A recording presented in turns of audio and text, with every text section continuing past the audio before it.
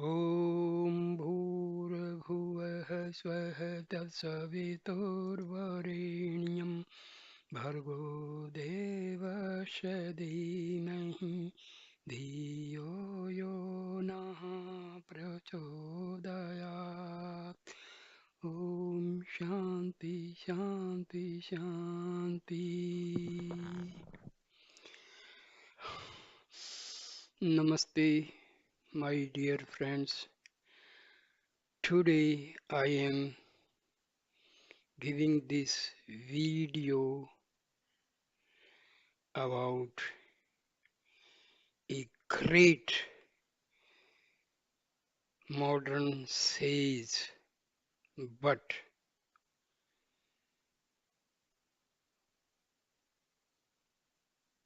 having the ancient fame, Swami Ram Sukdas Ji Maharaj. He used to say, "Hey Nath, मैं आपको भूलो नहीं." He was the embodiment of renunciation. I have visited myself for continuously around 10-12 years and listened his discourses. Swami Ram Sukdas Ji has served the cause of Hinduism and he has written hundreds and hundreds of valuable books on Hindu and Hindu religion. He has served Gita Press, Gorakhpur, a premium institution of custodian of Hinduism. I will give another video on Gorakhpur seat, Goindka and Bhai Podar. Separately I will give videos, but today I am giving this video on Swami Ram Sukdas Ji. So he used to say, "O God, I do not forget you." Swami Ram Sukdas Ji Maharaj was born in a small village, Madhpura, in the Nagaur district of Rajasthan in Vikram Samvat 1960, that is 1904 AD in the Vedic calendar month of Falgun. In the young age of just 4 years, his mother made him an ascetic sadhu, fulfilling the completely renunciate duties of an ascetic. He stayed on this earth for an age of approximately 102 years, and throughout his life he went from village to village and city to city and kept pouring the nectar of satsang. He lived his life on bhiksha and continued his mansa vacha karma duty towards humankind till his last days without hoping to get anything in return. Prime objective of his life was to deliver the divine message of Gita to people for the welfare of them. He has written the commentary on Bhagavad Gita, and that holy book is known as Sanjeevani Sadhak Gita. This is a very illustrative and real translation and commentary about Bhagavad Gita. Every Hindu must read this book. You will find Bhakti Yoga, Karma Yoga, and Gyan Yoga in a most illustrative way.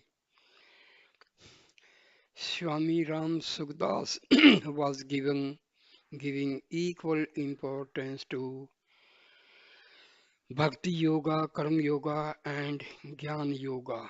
But what I found from his discourses, he was in a very subtle way a Jnana Yogi, like Maharishi Ramana, Ramakrishna Paramahansa, and Swami Vivekananda.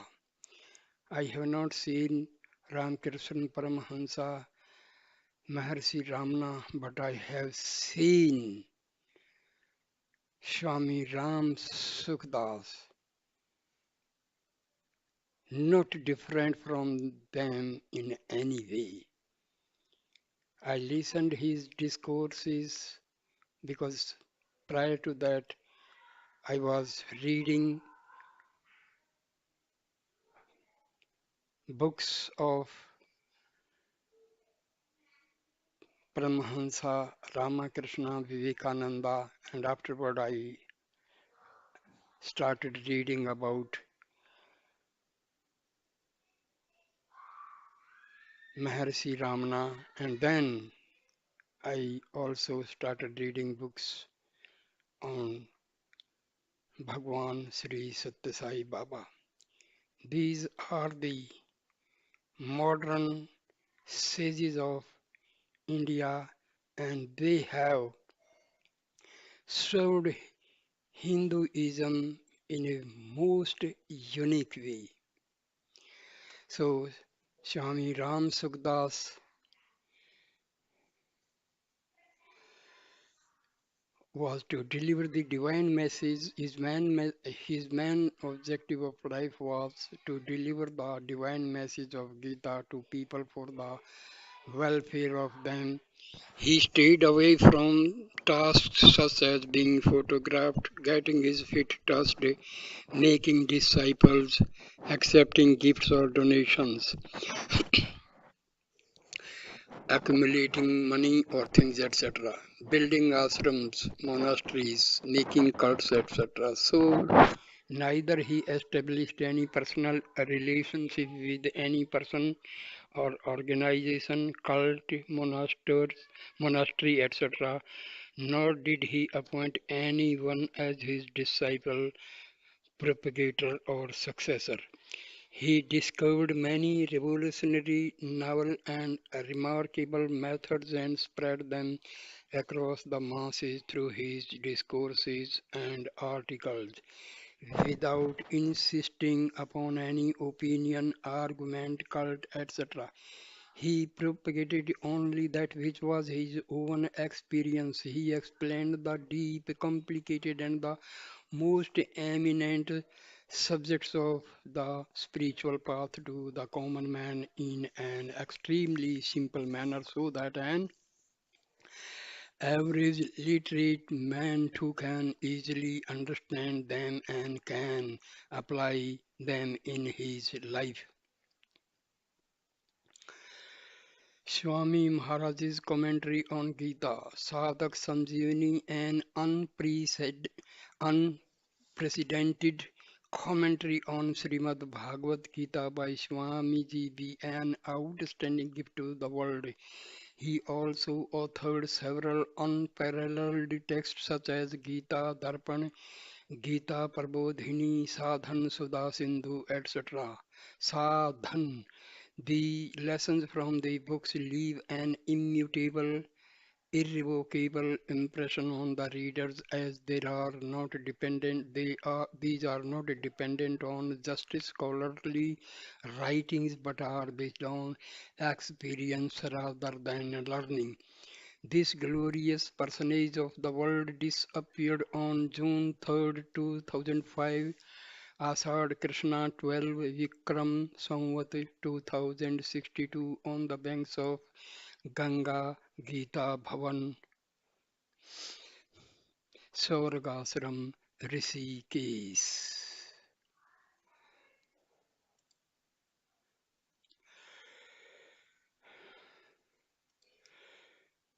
Swami Ram Sukdas, before he took Mahasamadhi, that means before he took his last breath, he made a will. Swami Ram Sukdas's will reads like this: It is only due to the extreme grace of Almighty God that the soul acquires a human body. Its only purpose is attaining God. But after obtaining this body, human beings tend to forget his original purpose and gets firm attached to the body and starts believing its bodily pleasures as being ultimate. By giving power and importance to the body, he starts relating to it and hence is so attached to it that its name too becomes dear to him. Of all the bodily pleasures, the most menial in is respect seeking to attain this. He also indulges in vices like falsehood, cunningness, and dishonesty. Due to the love for his body, he desires its praise and compliments from others. He desires to seek itself praise throughout his life and wishes that after his death his praise and compliments from others. He desired to seek self-praise throughout his life and wishes that after his death his name and fame remains eternal. He tends to forget that the name given to this body for worldly convenience does not have any existence whatsoever after the body perishes.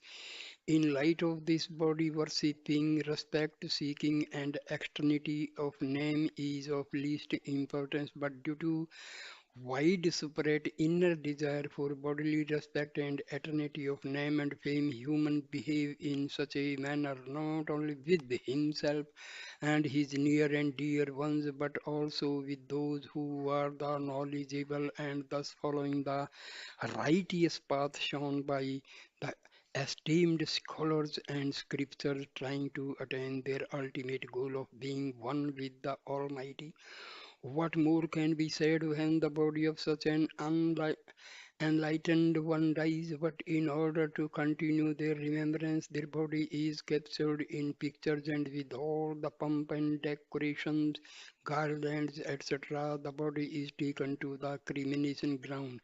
In order to immortalize the mortal name, they erect edifices like structures in the form of memorials. In addition to this, they write exaggerated and one-sided incident of the deceased being and publish them in the form of biographies and remembrances.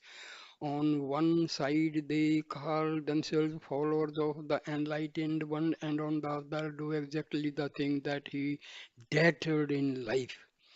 The essence of belief is immortal, hence the belief must be on the principle and words of such enlightened one and not on mortal body or name. There is only one desire and not belief in the mortal body and name. But such misdeeds happen only when desires take the garb of beliefs. Hence, giving undue importance to mortal bodies and the debtoring to worship and praise that eternal, immortal, divine, and immaculate Almighty being not only make our life useless, but is also is a great ditching of self. If seen in its true perspective, this body is only a machine producing urine and excretion. Given the best of foods or even prasad of God itself leave the body through excretion, and given the best of drinks or even water of holy Ganges, the same will be passed out as urine. This body is excretion and urine producing machine till the time there is life, and once the death prevails, even touching it requires bathing. In reality, this body is dying every moment. The real and authentic consciousness which is present in the body cannot be captured in pictures. Only the body that is decaying every second can be pictured. That's why the body also does not remain the same as it was while the picture was taken. Hence, worship of photograph is worship of asat, that which is not there in the photograph of the body remains lifeless. So, the picture of this lifeless collection of bones and tissues is more lifeless than the dead body itself. Those whom we term as Mahatma, the enlightened one, are Mahatma because of their total renouncement of the bodily pleasures and not because of their attachment to it. They consider the body as excretory matter, hence showering respect over Mahatma's body is like respecting excretory matter. Is this right? If someone says that just like we worship God's photograph, what is wrong in worshipping a Mahatma's photograph? Then saying this is also not apt because God's body is divine and immortal, while that of the Mahatma is made of destructible and perishable matters that we call Panchatattva. God is omnipresent, hence He is there, present in the photograph also. But omnipresence other than body of Mahatma is due to omnipresence of the God Himself. God and encompasses all the Mahatmas. Hence, worship of God includes worshipping of all Mahatmas. Hindrance shall be created in worship of God if the body and photographs of Mahatmas are worshipped, and this is strictly against the very principles of Mahatma. A Mahatma has come to this world to guide the people of God and not towards himself. The one who guides the people to himself for worship is anti-God. In fact, a Mahatma is never limited to a body. Actual biography is the one which depicts factual matters, meaning which puts forth the good and bad facts, virtues and vices of life in a most truthful way. Only the person himself can know the factual incidents of his life. Others shall only derive estimates about it as per their own intellect, and this is often not true. The biographies that are written nowadays more so hide the faults and vices and depicts only unwarranted virtues.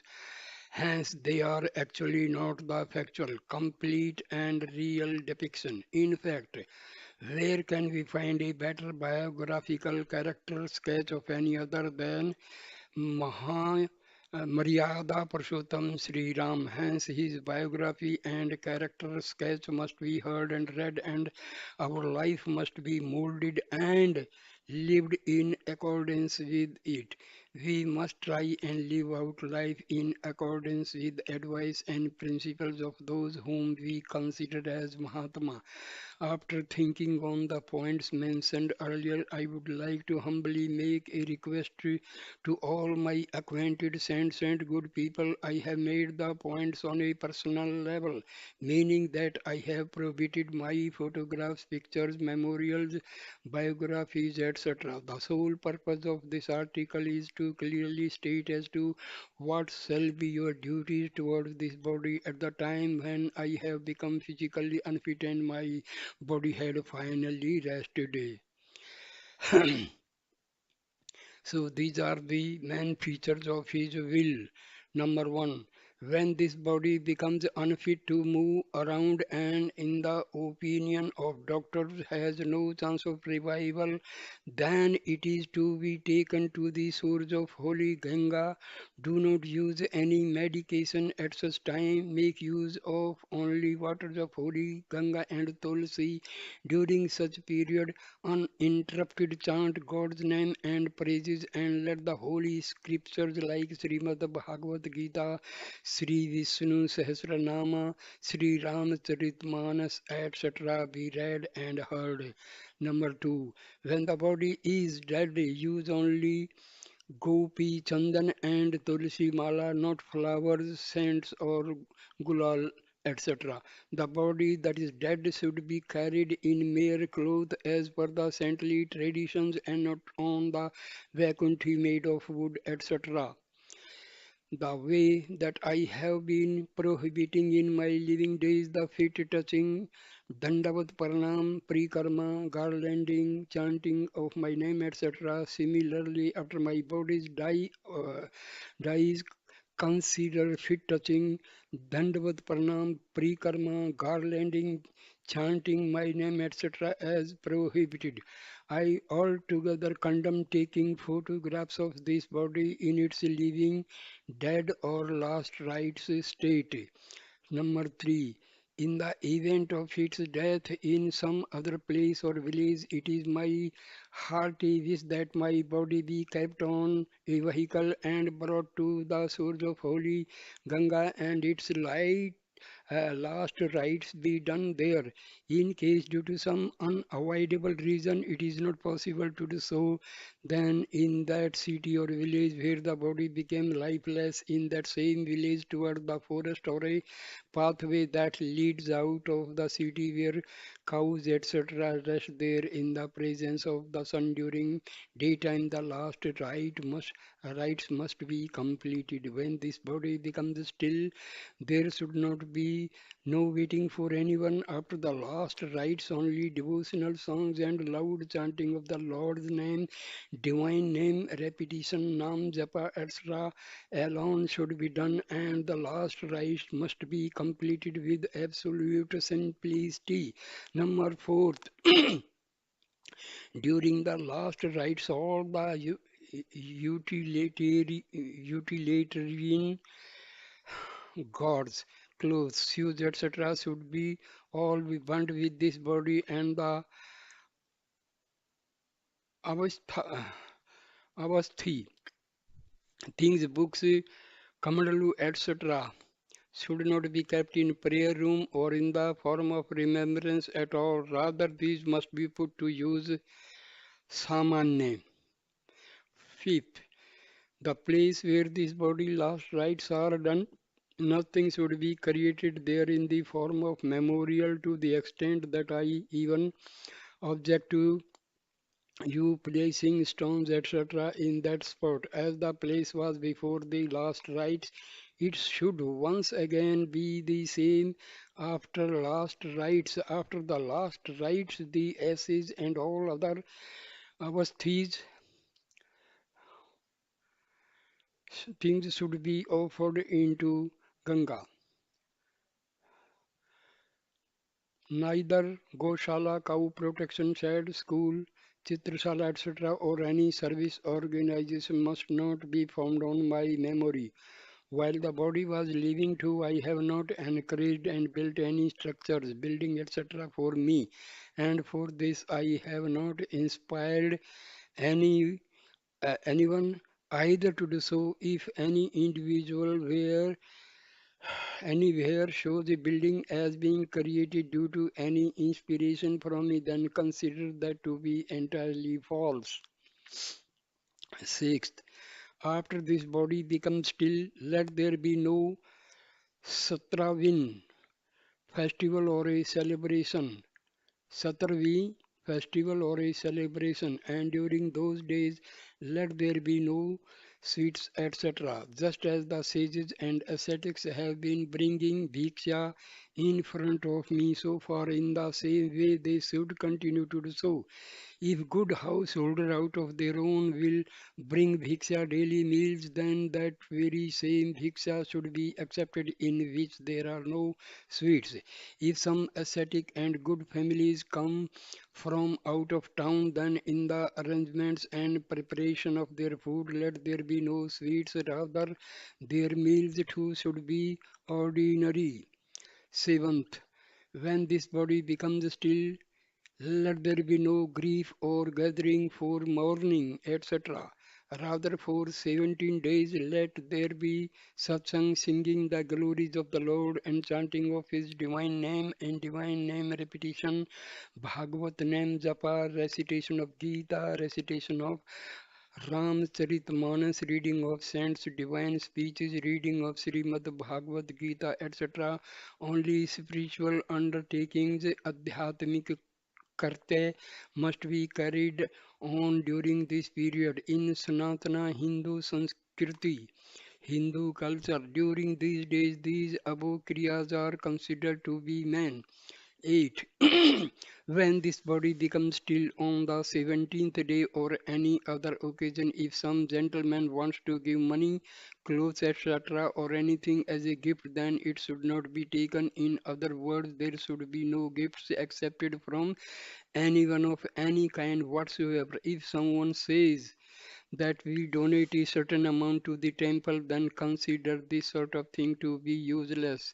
You must object and oppose this person. If a person sends any gift from some other place through anyone, then it must not be accepted at all. Rather, refuse it entirely. Not only must no gift be taken from anyone, but there should not also that alertness, that caution to give seats, rent, money, etc. to anyone.